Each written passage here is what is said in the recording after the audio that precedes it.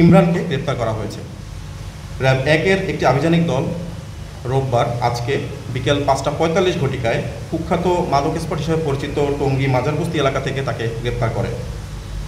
নিহত সিদ্দিকুর রহমান, যিনি পেশায় বিদ্যুৎ ট্রান্সমিটারের স্টোর কিপার ছিলেন এবং তার বাসা টঙ্গী পূর্ব থানাধীন মধুমিতা রোডের বাসিন্দা তিনি। গত শনিবার সকালে তার কর্মস্থলে ঢাকার কেরানীগঞ্জের উদ্দেশ্যে যাচ্ছিলেন। ঘটনাটি ঘটে ওই দিন সকাল আনুমানিক 6টা থেকে 7 ঘটিকার মধ্যে টঙ্গী পূর্ব থানাধীন বন্ধন কমিউনিটি সেন্টারের সামনের ফ্লাইওভারের উপরে। প্রাথমিক তদন্তে জানা যায়, অভিযুক্ত ছিনতাইকারী ইমরান ভিকটিম সিদ্দিকুর রহমানের পথরোধ করে এবং তার কাছ থেকে মোবাইল ফোন ছিনিয়ে নেওয়ার চেষ্টা করে। বাধা দিতে গেলে উভয়ের মধ্যেই ধস্তাধস্তি হয়। এক পর্যায়ে আসামি ইমরান তার সঙ্গে থাকা ছুরি দিয়ে সিদ্দিকের বাম হাতের উপরে 3টি আঘাত করে। মোবাইল ফোন ছিনিয়ে নিয়ে পালানোর সময় ছুরিকাঘাতের ফলে ছিটকে পড়া রক্ত তার ইমরানের জুতোয় লেগে যায়। আসামি দ্রুত সিঁড়ি দিয়ে নামার সময় তার ছুরি এবং রক্তমাখা জুতো ঘটনাস্থলে সিঁড়িতেই ফেলে টঙ্গী পশ্চিম থানাধীন মাজারবস্তি এলাকায় আত্মগোপন করে। অতিরিক্ত রক্তক্ষরণের ফলে ভিকটিম সিদ্দিক ঘটনাস্থলের নিচে সিঁড়ির কাছে মারা যান।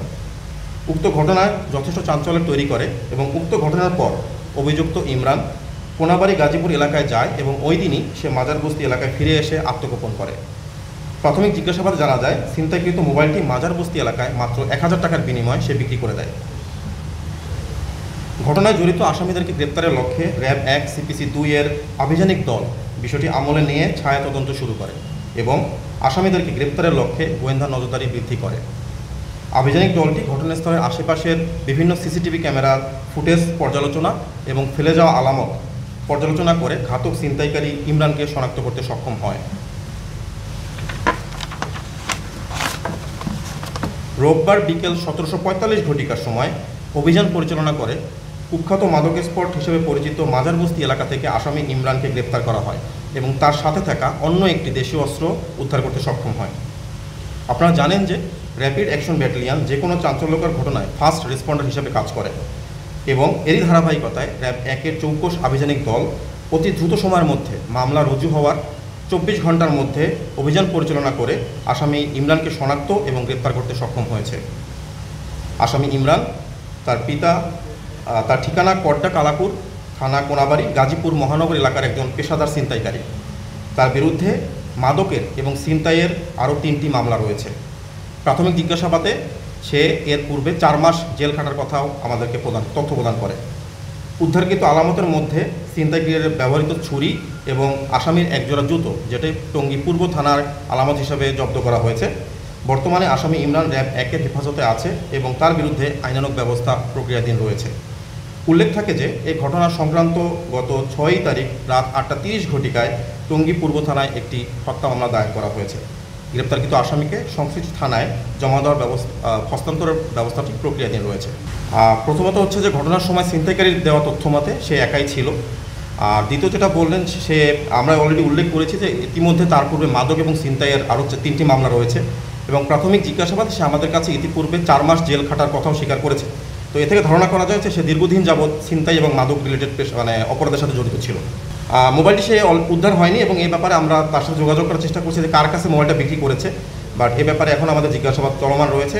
মোবাইলটা সে প্রাথমিক জিজ্ঞাসাবাদে যেটা বলেছে সেটা হচ্ছে যে সে 1000 টাকার বিনিময়ে মোবাইলটি মাজারবস্তি এলাকায় একজনের কাছে বিক্রি করে দিয়েছে। ইদানিং টঙ্গী এবং গাজীপুর এলাকায় যে ছিনতাইকারীর উপদ্রব বেড়েছে বলে মর্মে বিভিন্ন সামাজিক যোগাযোগ মাধ্যমে নিউজ আসছে। এর বিরুদ্ধে আমাদের দলীয় যে নিয়মিত টহল কার্যক্রম, চেকপোস্ট কার্যক্রম প্লাস সাদা পোশাকে যত অভিযান আমরা পরিচালনা করছি সেগুলো চলমান আছে। এখন এই যে ছিনতাইকারী যে ধরা পড়েছে তার দেওয়া তথ্য মতে আমাদের এর ফলো আপ অভিযানগুলো আমরা চালু রাখবো এবং সে যে যার কাছে মোবাইল বিক্রি করেছে ওইটাও আমরা তদন্ত ওইটা নিয়ে আমরা করছি। তো তার কাছে দেওয়া তথ্য মতে আমরা ইনশাআল্লাহ ফার্দার এই ব্যাপারে আমাদের বাকি যে যদি চক্র থাকে সেই চক্রের অন্যান্য সদস্য এবং এই যে মোবাইল কেনা বেচার সাথে জড়িত যারা আছে এদের ব্যাপারে গ্রেপ্তারের প্রক্রিয়া আমরা চালু রাখবো ইনশাআল্লাহ। এই ব্যাপারে স্পেশাল বলতে আমরা যদি আপনাদের সবার জ্ঞাতার্থে জানাচ্ছি যে 2025 সালে আমাদের র্যাব 1 থেকে একাধিকবার মাজারবস্তিতে অভিযান পরিচালনা করে মাদক এবং এর সাথে সংশ্লিষ্ট বিভিন্ন অপরাধীদেরকে আমরা ধরতে সক্ষম হয়েছি। এছাড়াও আর্মি এবং পুলিশের সাথেও র্যাব 1 জয়েন্ট অপারেশনের মাধ্যমে বিভিন্ন ধরনের অভিযান পরিচালনা করে আসছে। তো আমাদের অভিযান চালু রয়েছে, আমাদের গোয়েন্দা নজরদারি অব্যাহত রয়েছে। বাট যেটা আমি বললাম যে এই আসামি নিজেই আমাদের কাছে তথ্য প্রদান করেছে যে এর আগে সে ইতিপূর্বে 4 মাস জেল খেটে সে বের হয়েছে। তো তো জিনিস যেটা হচ্ছে যে সে 4 মাস জেল খেটে বের হওয়ার পরেও কিন্তু সে ছিনতাই এবং মাদকের সাথেই আবার জড়িত হয়ে পড়েছে। তো এই বিষয়টা আমি যথাযথ কর্তৃপক্ষের দৃষ্টি আকর্ষণ করছি আপনাদের মাধ্যমে, যে এই যে অপরাধী যারা যাচ্ছে তাদের উপযুক্ত শাস্তি যদি হয়, সেক্ষেত্রে হয়তো এই ধরনের অপরাধ প্রবণতা আমাদের মানে এই অপরাধীদের মধ্যে অনেকটা কমে যাবে বলে আমার বিশ্বাস। মোবাইল উদ্যানের আমাদের ফলো আপ অভিযান ইনশাল্লাহ চলমান আছে। যে মোবাইলটা সে বিক্রি করেছে, আমরা চেষ্টা করছি তার কাছ থেকে যদি এই ধরনের কোনো ইনফরমেশন পাওয়া যায় কিনা, সেটা থেকে যদি ইনফরমেশন পাই সেক্ষেত্রে আমরা এটা মোবাইল উদ্ধার বা যে বিক্রি করেছে যাকে, সেই ব্যাপারে আমরা ভবিষ্যতে আরও অভিযান পরিচালনা করবো ইনশাল্লাহ। আমাদের দেওয়া প্রাথমিক তথ্য মতে বা তদন্ত যেটা উঠে আসছে, সে একাই এই খুনের সাথে জড়িত ছিল। তার প্রধান উদ্দেশ্য ছিল হচ্ছে মোবাইলটা ছিনতাই করা। যখন ভিকটিম বাধা দেয় তখন তাদের মধ্যে একটা দস্তাদস্তি হয়, সেই দস্তাদস্তি থেকে নিজেকে মুক্ত করার জন্য সে বেসিক্যালি স্টাবিংটা করেছে। আমরা ভালোই অ্যাক্টিভ আছি ভাই এখানে। এখন যেটা আমাদের জন্য যেটা মানে একটা ডিফিকাল্টি, সেটা হচ্ছে আমরা ছোটো ফোর্স প্রথমত বলতে চাচ্ছি। দ্বিতীয়ত হচ্ছে এখানে আপনার রোডটা কিন্তু দুই ভাগে, একটা হচ্ছে ফ্লাইওভার প্লাস হচ্ছে নিচে। তো আমরা আমাদের যথাযথ চেকপোস্ট কার্যক্রম, আমাদের সাদা পোশাকে গোয়েন্দা নজরদারি প্লাস অন্যান্য যে অভিযান আমরা পরিচালনা করে আসছি, বাট এত ভাস্ট এরিয়া আমরা চেষ্টা করতেছি আমাদের যতটুকু সম্ভব আমাদের সর্বোচ্চ দিয়ে এই রোডটাকে অপরাধমুক্ত রাখার জন্য। আমরা মামলা হয়েছে গতকাল 8টা 30-এ, আর আমরা আসামিকে গ্রেপ্তার করতে সক্ষম হয়েছি আজকে 5টা 45-এ, মানে সন্ধ্যার সময়। তো ওই দিন 24 ঘন্টা।